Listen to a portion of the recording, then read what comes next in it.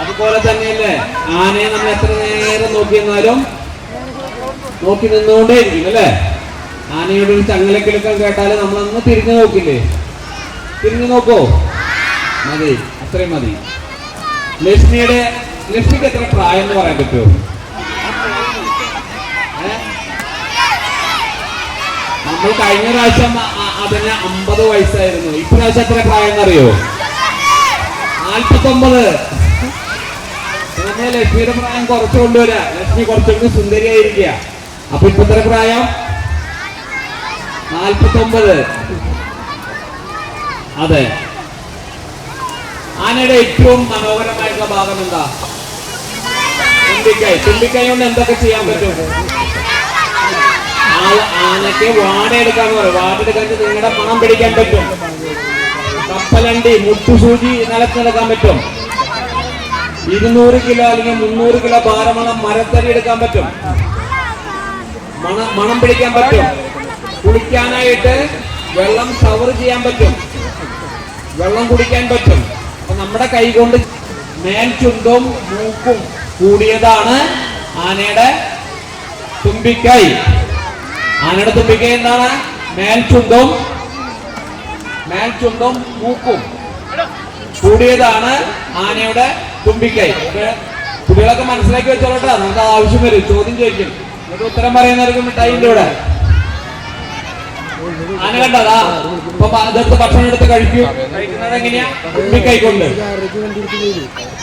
തുമ്പിക്കൈക്ക് 2 നമ്മുടെ മൂക്കിന് 2 ഹോൾസിൽ ഓട്ടയില്ലേ? അതുപോലെ ഭക്ഷണം കഴിക്കാം. ആളുകളെ അടിച്ചോടിക്കാം. കുറുമ്പ് കാണിക്കുന്നവരെ അടിച്ചോടിക്കും. അപ്പൊ പ്രഹരിക്കാനും കഴിയും, അടിക്കാനും കഴിയും. അതാണ് തുമ്പിക്കൈയുടെ പ്രത്യേകത. ആനയുടെ തുമ്പിക്കൈയിൽ എത്ര ലിറ്റർ വെള്ളം കൊള്ളും ഒരു സമയം?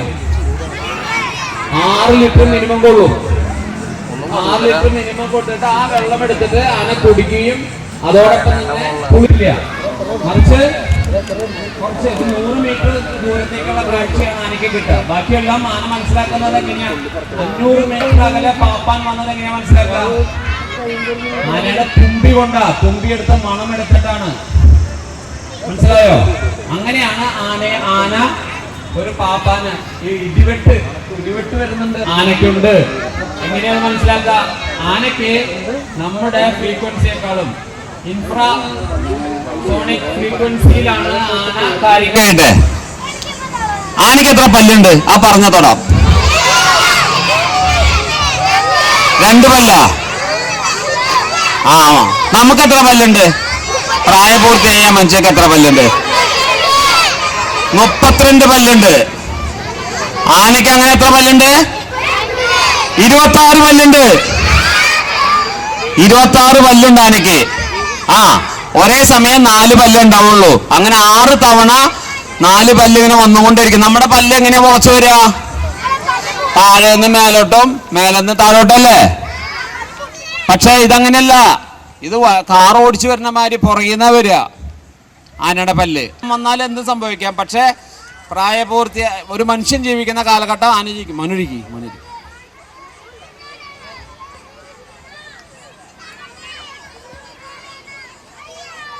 ആനയുടെ നഖങ്ങൾ കണ്ടിട്ടുണ്ടോ?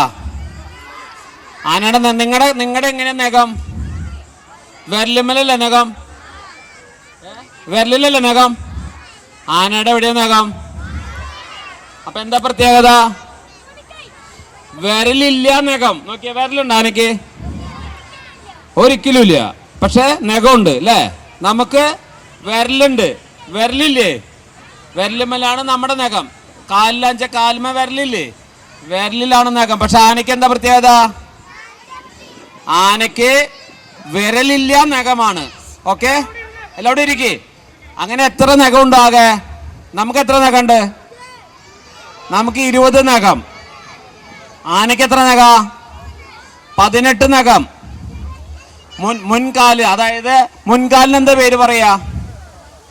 ഞാൻ നേരത്തെ കഴിഞ്ഞോട്ടത്തെ ക്ലാസ്സിൽ പങ്കെടുത്ത ആൾക്കാരെയല്ലോ. മുൻകാലിന് എന്താ പേര് പറയാ? മുൻകാലിന് എന്താ പേര് പറയാ? നട. പിൻകാലിന് എന്താ പേര് പറയാ? പിൻകാലിന് എന്താ? അമരം. Very good. പിൻകാലിന് അമരം എന്നും മുൻകാലിന് നട എന്നും പറയും. നടയില് 5 നഖം വീതം 10 നഖവും വിളിക്കാൻ പറഞ്ഞ് വിളിച്ചു. ഓക്കെ.